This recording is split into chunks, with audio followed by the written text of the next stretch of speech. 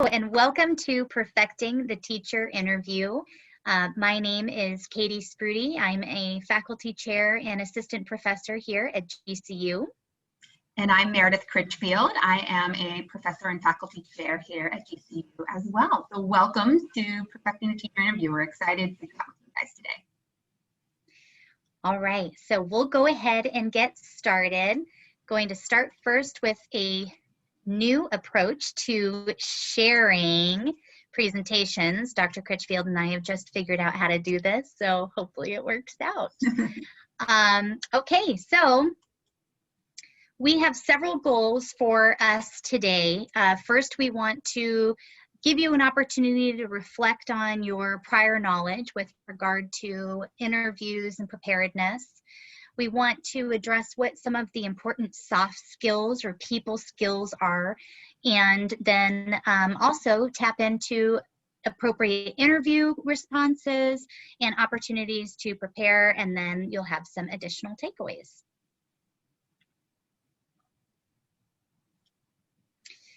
So at this time, we want for you to just kind of take a minute and reflect on your own about what you already know about resumes, letters of recommendation. Maybe think about what are some materials or artifacts you might want to bring in.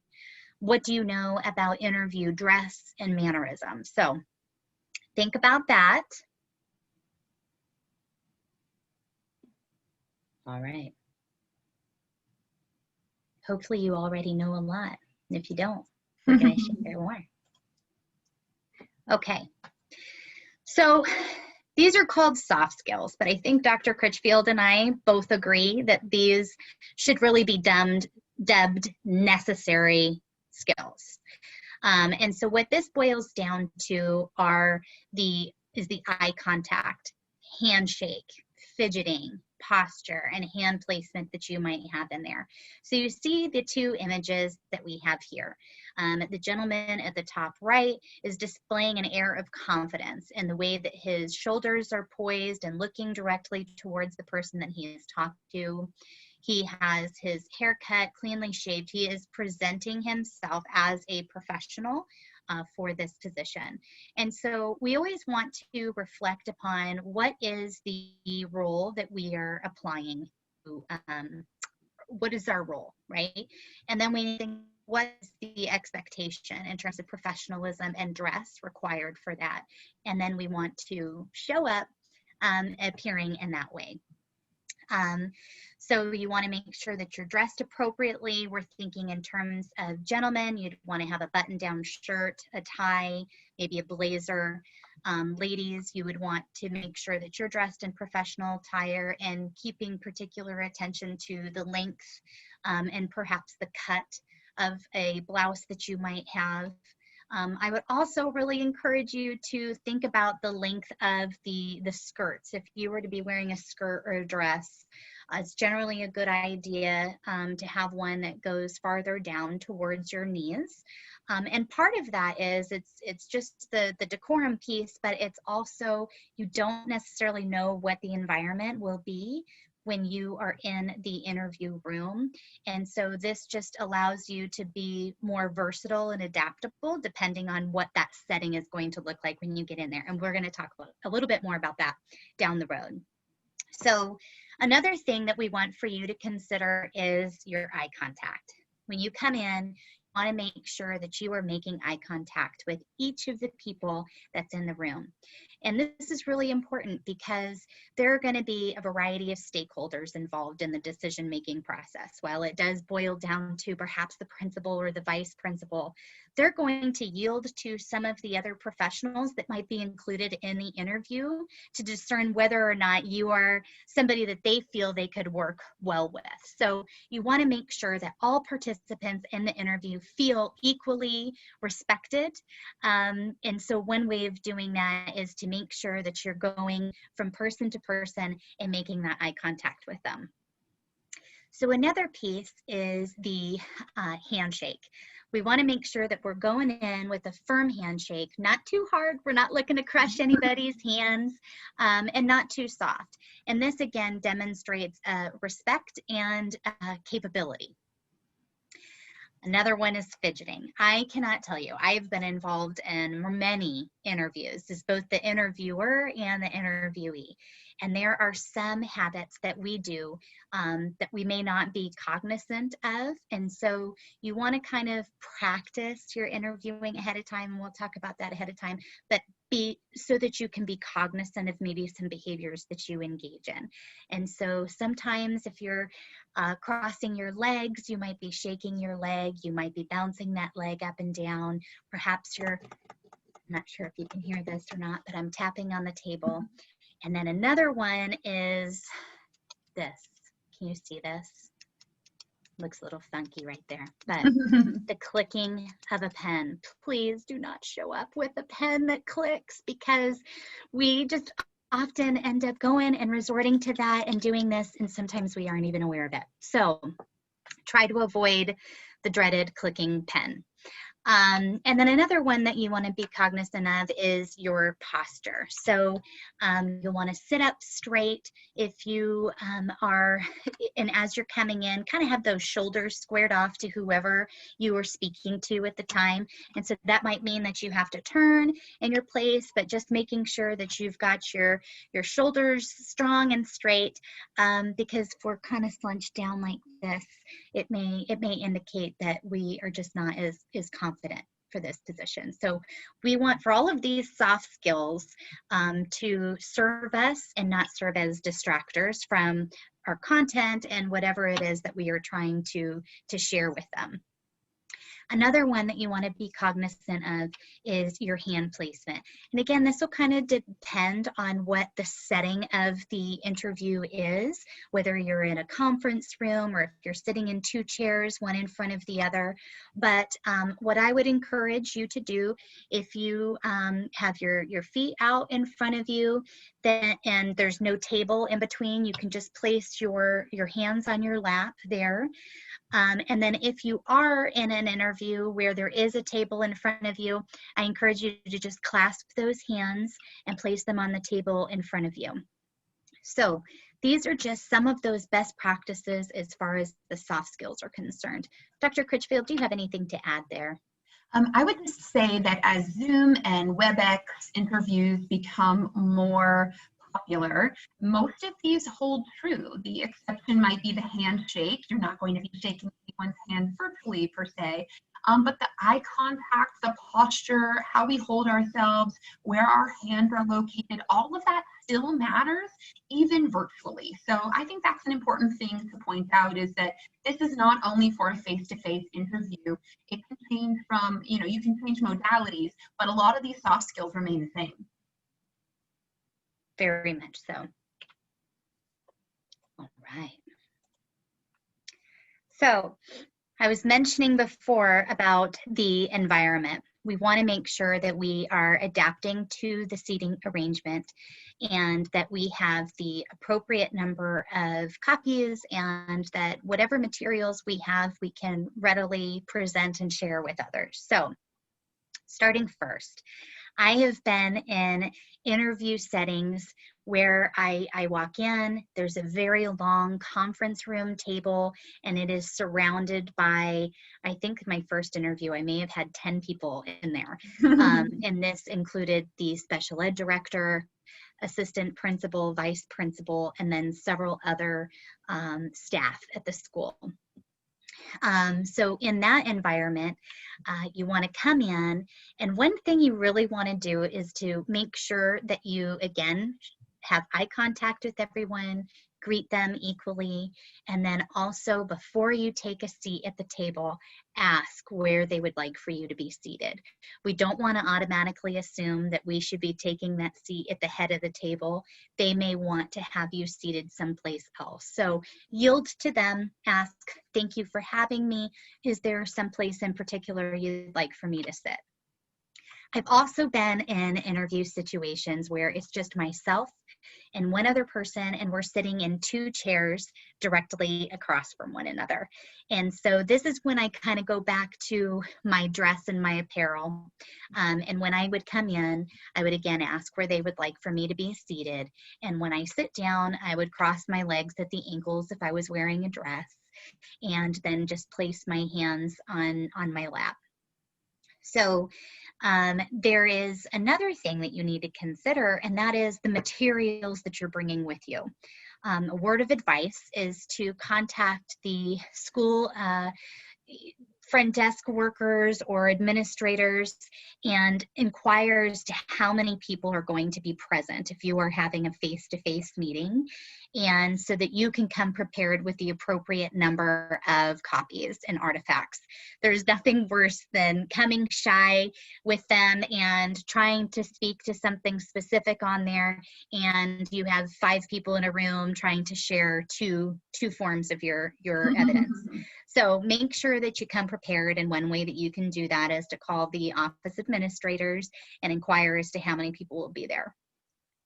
I really encourage people coming in with a portfolio. I'm not sure if you can see this here, actually. It's not really wanting to show, but if you come in with a portfolio or a folder that can hold all of your pieces of evidence, and then organize them so that you can swiftly retrieve them and disperse them to everybody in the room. And so depending on that environment, if you're coming in and you are in one of those conference room settings, then you would be able to go ahead and just place your portfolio with all of your artifacts inside of it on the table, and then your hands clasped on top of that. If you are in that seating arrangement where it's just the 2 of you in chairs facing across from one another, then you can again just place that on your lap and then put your hands over the top of it. So these are just some of those tips. One other thing that you might want to consider in terms of the environment and just kind of being cognizant of any issues that you might have in the presentation, I would encourage you to bring a bottle of water. And so if you are there in the meeting, you could have that on the table with you. And then if you are in that face-to-face meeting, you can place it on the ground beside you, because it can serve as a crutch down the road, and I think Dr. Critchfield will address that. But also sometimes when we are nervous and we're in an interview, our speech may be a little bit labored because of dry mouth, and that can be a little distracting too. So make sure that you've got your water, and so you can take a little sip. I'm gonna go ahead and do that now.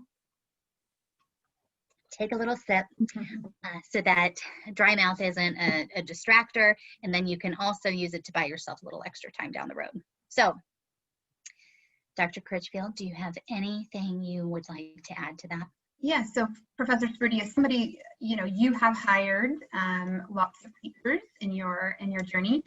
What would you say are the kind of artifacts that you should be bringing in those portfolios? What are the things that when you're hiring a teacher, you would really love to see in that portfolio? Right, so some things that I would like to see in there. One is always going to be a classroom management plan. I want to be able to have an idea of the preparation the candidate has put into thinking through their classroom management plan, because we know that is the foundation for a classroom that is going to run efficiently and effectively with minimal issues, right? So we want to maximize the learning and minimize the disruptions. And one way that we do that is to have a very firm classroom management plan. So that's one of the artifacts that I would like to see in a portfolio. Another is a lesson plan, and a lesson plan that reflects best practices, right? I want to see them activating that background knowledge. I want to see various opportunities for engagement. I want to see alternative forms of assessment. So looking at that UDL, which is, an approach that we really appreciate here at GCU and encourage, I would suggest that you bring a lesson plan that reflects a great deal of thought and consideration, and especially one that looks at the needs of all of the students in the class, one that really reflects differentiation and accommodations, that doesn't just say, I'll work one-on-one with the student, because when you're in a classroom, excuse me, with so many other students, it's not going to be a guarantee that you're going to have the time to do that. And so a well-crafted, thought-out lesson plan is going to identify ways to accommodate those students without resorting to the one-on-one, or without resorting to the student will work with other students to reinforce these skills. I want to see that the teacher is adept at doing that. So those are two that I would really like to see. And then I would also pay attention to any artifacts that demonstrate collaboration. So one key thing that I look at for all educators, all applicants for positions in which I'm in a position to hire, is I want to see people that demonstrate an ability to work well with others. So if they can share with me a way that they have engaged in extracurriculars or opportunities through professional learning networks to work on a project collaboratively with another person, and kind of sharing what their strengths were or what areas that they felt that they needed to work on in terms of collaboration, I really like to see that. So those are a couple of my ideas. Some may actually, they want to see a unit plan. So it's not just that you can actually plan for one day, but can you plan long-term, right? So start to finish, having a solid example of a unit plan is something else that I really want to see. And of course, one that aligns with standards. So what do you think?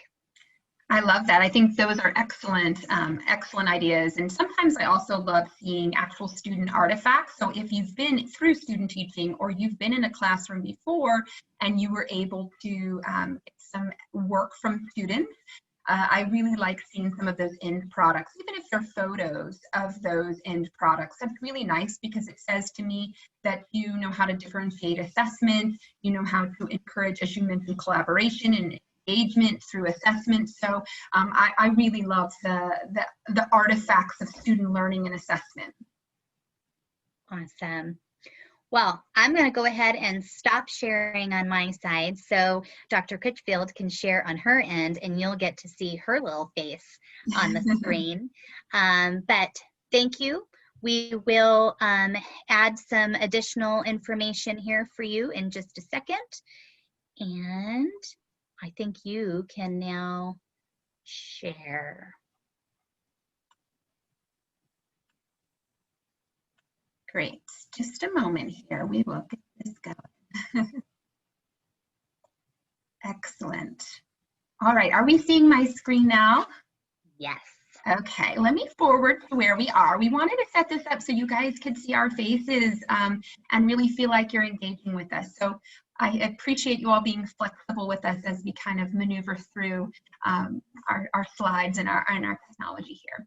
So we thought through the soft skills. We thought through how we need to carry ourselves and our mannerisms and how we need to dress. We thought through what we need to bring in and how we need to consider seating arrangements. Now we actually have to answer the questions when asked. First thing that I would say is that you need to practice, practice, practice. And although that sounds a little bit cliche, it is absolutely the truth. Think about all the things that you do really, really well in life. And there are probably things that you've done a lot, right? And there are things that you've tried multiple times. Very rarely do you sort of knock it out of the park the first time through. Well, this absolutely is the truth for fielding interview questions. And so what we would suggest is that you practice the kind of most commonly asked questions in advance. You can answer them in a mirror.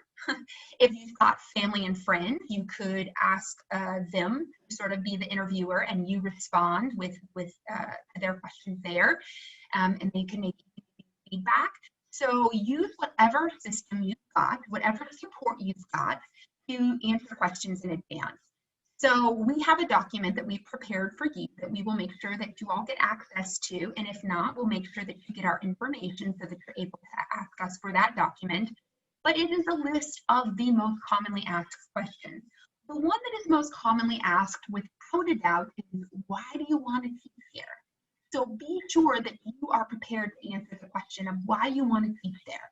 Not just why you want to teach, although that's an important question, but why do you want to teach here at this school, at this location, which means you need to have done your due diligence. You need to have research, and not research just that you've been to their school website one time.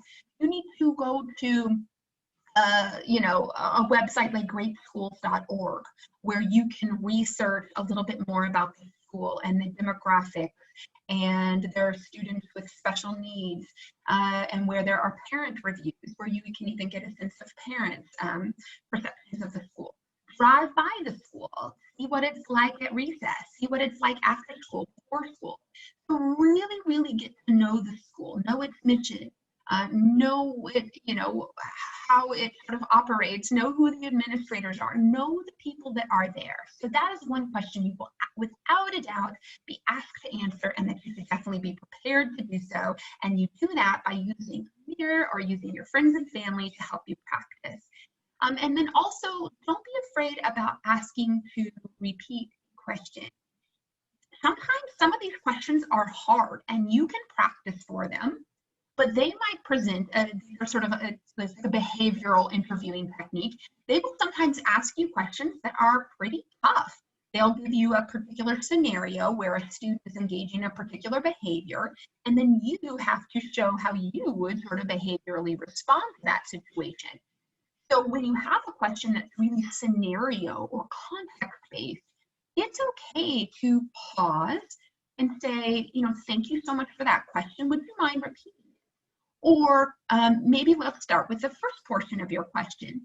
You can do little things to kind of help you slow down, take a moment, and really bite off your answers to your questions bit by bit by bit. Now, Professor Sprudy mentioned this can become a crutch, though. We can't ask 10 times for them to repeat a question or drink water 10 times after they ask you a question. But every once in a while, it is okay to kind of slow down, take a breath, have a sip of water, ask them to repeat a question. Really mentally prepare yourselves, especially for those tough questions, those behavioral-based questions, to make sure that you get it right. I think that's really important. Okay, so prepare without a doubt, and don't be shy about kind of slowing down the interview process a bit. Okay, next thing. And we have here on our slide some of our frequently asked questions, and we also have a really long document there that we will share as well. So tell us a bit about yourself, why you decided to become a teacher, why you want this position, a challenging situation with a student or a colleague. That's a very commonly asked question. How you differentiate, and then to Professor Sprudy's point, the classroom management plan. One question you will be asked 100% of the time is the very last question. Do you have any questions for us? And your answer should always be, yes, I do. And those questions should be prepared in advance, friends. Those are not the kinds of questions we can sort of wing in a moment. My first interview was with the superintendent and the principal of the school, and that was it. It was very intimidating for me, but I had to be ready for that. And so I couldn't just sort of go in and haphazardly ask questions at the interview. I was nervous. So I definitely recommend, and I believe Professor Sprudy, you do as well, coming up with 2 or 3 solid questions written down. I don't know if you can see my sweet little notebook here, written down in a notebook in advance that you can be prepared to ask your interviewers. A question might include something like this. What kinds of supports do you have in place for first-year teachers? If they say nothing, run, don't take the job. No, but really, you want them to have a solid answer for you, that they are going to be there to love and support and care for you as you journey into the world of becoming a teacher. Doctors, they intern for a long time. teachers, and we intern for 3 or 4 months, and then we're in charge of 35 fifth graders. It's maddening, right? It's a wild and chaotic system we have. So knowing that, we want to make sure that we have a real support system in place. And that's a question you're only going to know by asking. So definitely ask if there are supports in place for first year teachers without a doubt, or early career teachers if you are in your second or third or fourth year, for instance. So ask that question. Another question I would ask is, and it just shows that you're willing to collaborate and jump right in, what other opportunities are there for me to get involved? Now, you might end up with an interesting response. Well, great, we can have you in charge of student council and a cheer team, and you could end up in a lot of tasks that you're not expecting necessarily. But it signals to your interviewers that you care, that you're committed, and that you want to do more than be someone that goes into their classroom and closes their door. You are a collaborator, and that is key to being a successful educator. Another question that I love being asked it, I love answering it, is the question, and this could be pointed at different people, but what are you looking for in a colleague? So is there somebody on the panel that is a grade level teacher? You're applying for a third grade position. Those are popular positions. Show that fellow teacher who is on that panel like that you want to be a good colleague. So ask them something like, what are you looking for in a colleague? Or what are you looking for in another grade level teacher? Or what are you looking for if you're secondary, in a content area teacher? What does a great science teacher look like to you? So you can pinpoint to whom that question is asked, but it again shows that you are seeking to be the best colleague that you can be. Professor Sprudi, do you have any other kinds of tidbits on that last little, do you have any questions for us question, or anything else about those frequently asked questions that we can share? I do. So one thing that I highly encourage is to review the website, district website, and craft some questions around that demonstrates that you have done your due diligence in terms of your research, and then ask for them to elaborate on it. For instance, you could say, I was at your website and I saw that you engage in response to intervention. Can you elaborate for me on what that looks like at your particular school? Another question about that would be, when you were referencing the ways to get involved, give specific examples after you have looked at the website or the calendar of events at the school. And maybe they have on there a fall festival or a sweetheart dance or various concerts, something along those lines. Say, do new hires or teachers have opportunities to be able to support in building the school community further through extracurriculars or involvement in event preparation, committees, things along those lines? Because again, it demonstrates to them that you want to be embedded within that classroom community, and that you would do your part to support them in seeing these various events come to fruition. Because it is often, let me tell you, I have volunteered for years in our fall festival at my child's elementary school, and it is a very labor-intensive process, and so it's great when we as parents and teachers can come together and really create a fun night for our community. So those are some of the things that I would do. Try to be as specific as you possibly can. Also, when you're talking about how you differentiate when teaching, I love that we have on here that you need to provide specific examples, and you can reference times when you were in practicum or times when you were in your student teaching, and identify how you differentiated a particular unit or lesson or mini lesson to be able to support the needs of the learners in your classroom. So be specific about that as much as you possibly can. Agreed. And I think that was it. Well, thank you. Wonderful. And the only way that you can really know this is if you have deeply immersed yourself in research of the school or do practicum there. Sometimes we pigeonhole ourselves. We find a school that we really like and we dive in head deep, and next thing you know, we're 120 hours of practicum into that school. And yet we haven't exposed ourselves really truly to all the different schools and districts that are out there. You might find that a different school ends up being a better fit for you, but you would never know that if you really found yourself in one place for the last 3 or 4 years of your life. So we just strongly advocate that a lot of this preparation work, yes, it can happen before the interview, but it can happen years in advance as you get into different environments and start to see how different schools operate and how they work. Okay. We do have some best practices as far as how we suggest that you respond. We kind of have a little formula of sorts. First things first, you need to eliminate any fillers that you have. If you don't know what the fillers are, those are the ums, the uhs, the likes, the likes every time. We all have our own fillers. Sometimes we have fillers that are quite complex. I used to have a filler that my dear professor colleague for the last 10 years would always call me on, and she'd be like, I heard you say that, I heard you say that, and now I don't say it as much anymore. But sometimes our fillers are small, but sometimes it's a whole sentence. Like, you know what I mean. That sort of thing is a filler that's distracting. It brings absolutely no content to the interview, and it means nothing to your panel or interviewer. So keep that in mind. Eliminate any fillers as much as possible. If you don't know what they are, ask a friend. Okay, ask a friend, ask a loved one. Next, be concise and lead with your answer. And what we mean by that is that sometimes in interviews, some people will sort of find their way cycling through some responses, and then at the very end, they get to the crux or the main point of what they're trying to say. We suggest you flip that around.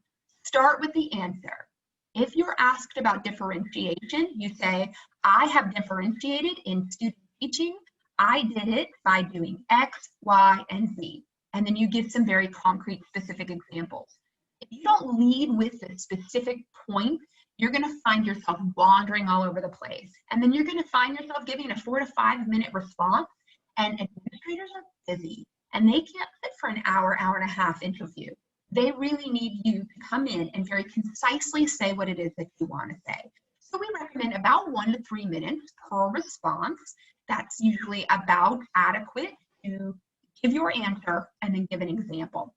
We also recommend that you have sort of a humble confidence. Remember, if you are a first or early career teacher, there's still a lot you don't know, right? I'm still learning a lot, and this is my 17th year. So it is entirely possible that you may know a lot, but it's also entirely possible you don't know a lot about education. And so go in with a humble confidence. Know that through your GCU program, you've been incredibly well prepared. You've worked with the best of the best faculty. Katie and I can smile on that one. You've worked with us. No, you've really worked with some incredible, incredible faculty. Second to none, truly. You've worked in really, really good academic experiences. You've seen so much. You've had incredible mentors along the way. You've had no shortage of hours and time doing what you need to do. You need to have that confidence. Don't think that you're not going to get that coveted position just because you are young, perhaps, or you're inexperienced, perhaps. It is possible, but also humble yourself. Make sure that in your responses, you're very clearly saying, but I am open to learning. I am open to more. I am open to opportunities. I am curious about this. So yes, be confident, state your answer, give your examples, but don't be shy about being a little bit humble about it as well. Okay. Anything you want to add in terms of best practices for responding, Professor Sprudi? Oh, you're muted. I think one of the best things to do, and you mentioned this before, is to practice responses to those questions ahead of time. Mm-hmm. Do so in front of the mirror.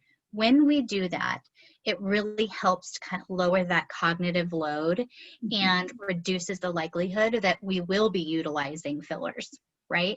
If we can anticipate the types of questions they're going to ask, craft concise responses with specific examples ahead of time, practice those practice in front of the mirror and around others who can help us to identify those fillers, the better. Absolutely. One other piece to this, and I apologize if we do actually mention this later on, but because some of those interviews may be taking place virtually, making sure that we know how to navigate the system and maybe practice that way first on your own in front of a camera, because sometimes it's hard if we can't see the people on the other end. We're not able to rely on their cues and body language to discern whether they want more from us, or if they're satisfied, or if they're not understanding what we're saying. And so sometimes it can be a bit unsettling if we aren't able to see the people on the other end and all we're looking at is, you know, that light on our screens that's showing us that we're being recorded. So the best way to respond to an interview is to prepare ahead of time and be prepare across modalities if need be, based on how your interview is going to take place. Absolutely. And with Zoom or WebEx, you have the opportunity to start a meeting and see yourself in the screen and watch yourself as you respond. So you can practice interview questions by using that technology that you very well will use for that interview.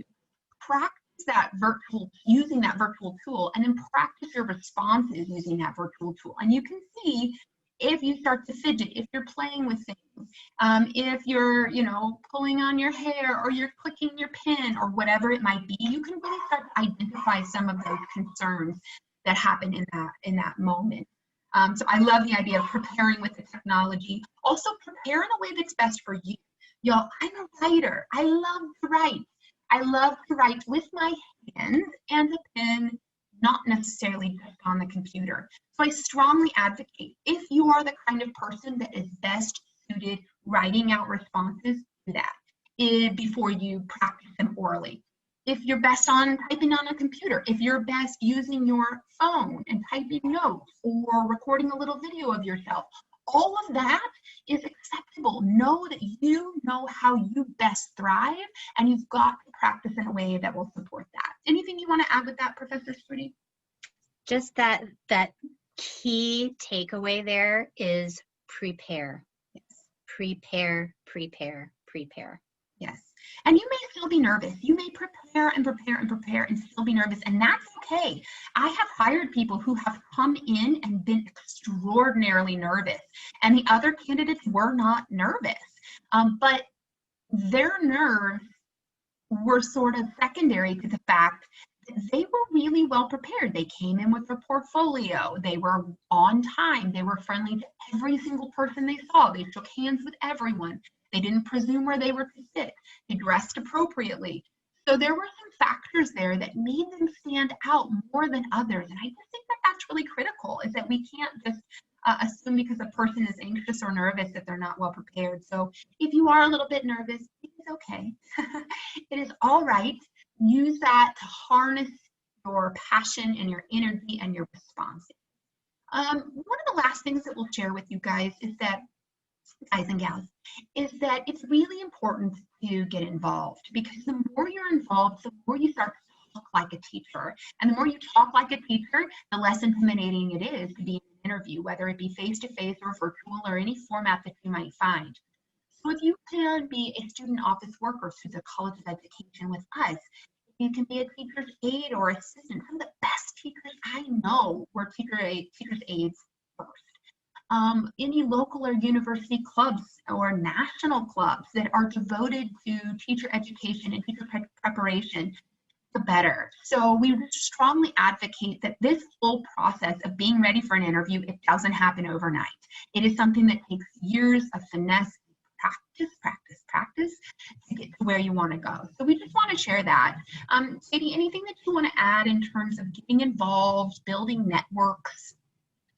Yes. So one reason I really encourage students to get involved in these is because when you get into a school, you're not just going to be responsible for lesson planning. There are going to be a multitude of things that you are required to do. And I feel the more that someone is involved in clubs and jobs while simultaneously working towards their degree demonstrates to me an ability to manage their time, and ability to, affect. Like, I look at the image that we have here, and it really is just so perfect because we have so many things that we are required to do on a daily basis. And if you are able to participate actively in some of these other clubs, it lets me know that you can manage your time. You're not just having to focus on just school. We want to see that you can focus on school and do that well, but that also you are going to be involved in other ways as well. So for me, I look at the clubs and jobs, it's experience that you're able to glean from that. It's an opportunity to network, but it's also yet another way that you can demonstrate to your potential employers that you can manage more than one thing at a time. Absolutely, because teaching is not just about the students, and the students are the heart and the core and the love of what we do.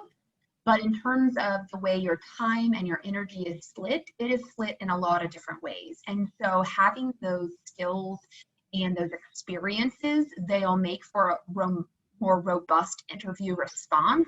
And it also signals to us as interviewers that you are ready to go.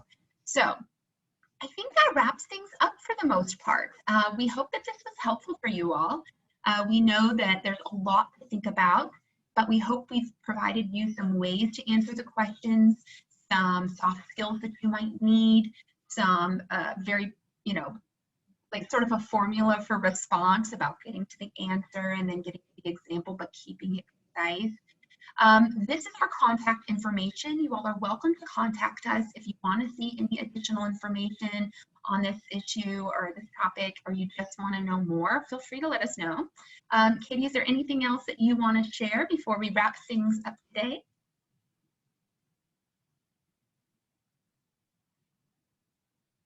You're still muted, so let's unmute that. Gotcha. Thank you. I clicked it. I did a double click, so it unmuted and muted again. No, just thank you for your time. We hope this was beneficial, and really don't hesitate to reach out, katie.sprudi@gcu.edu. We are happy to help and address any questions that you might have.